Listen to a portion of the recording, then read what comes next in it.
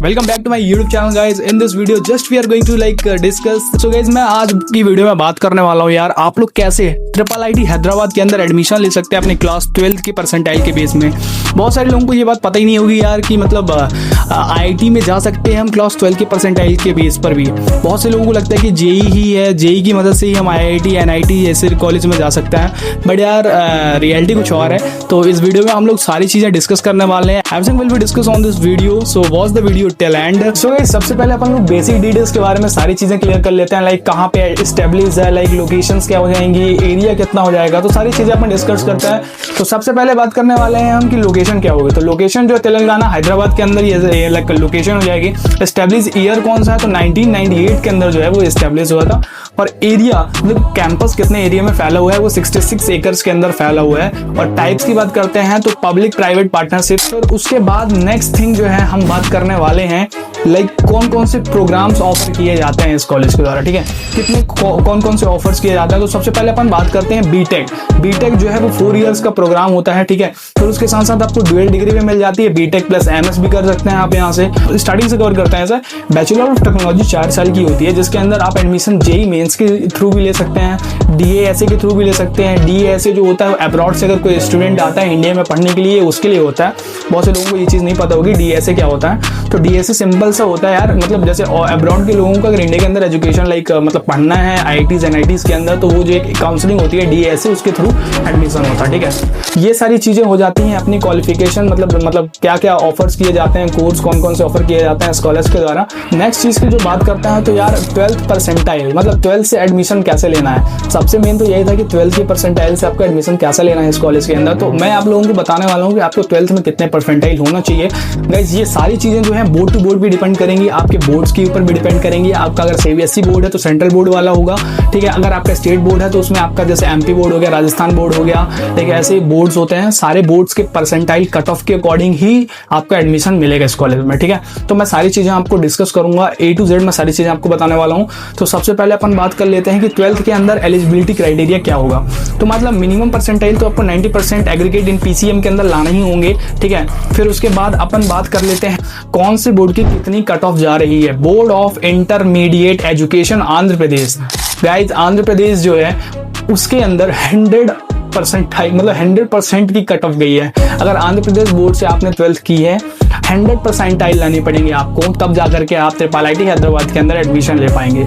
मतलब 100 out of 100 समझ के चलो, आपको 100 में 100 लाने हैं, आप 100% आएंगे तभी आपका एडमिशन हो पाएगा, अदरवाइज आप फिर भूल जाओ, ठीक है। फिर बात करते हैं CBSE के बारे में, ठीक है, central board of education. Like अपन इसमें बात कर लेते हैं तो 99.33% अगर आपके आ रहे हैं CBSE के अंदर, 99.33%, तो आपका एडमिशन IIIT हैदराबाद में ईजिली हो जाएगा without any issue, okay.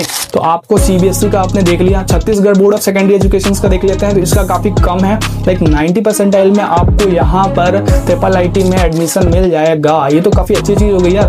12th के अंदर आप 90% लेकर आते हैं, अभी वैसे भी माइट भी लगता है 12th के एग्जाम चल ही रहे हैं, तो अगर आपके 90% आ गए तो आपका IIIT का सपना पूरा हो जाएगा। मतलब आप IIIT हैदराबाद से अपनी ग्रेजुएशन कर सकते हैं, लाइक बीटेक कर सकते हैं, जो भी आपको करना है, मतलब जो भी ब्रांच से करना है तो आप वो कर सकते हैं, ठीक है। तो आपको 90% के अंदर आपको Chhattisgarh board of secondary education के अंदर आपको एडमिशन मिल जाएगा, ठीक है। फिर counselling for the Indian school certificate examination का 96.33 गया है कट ऑफ।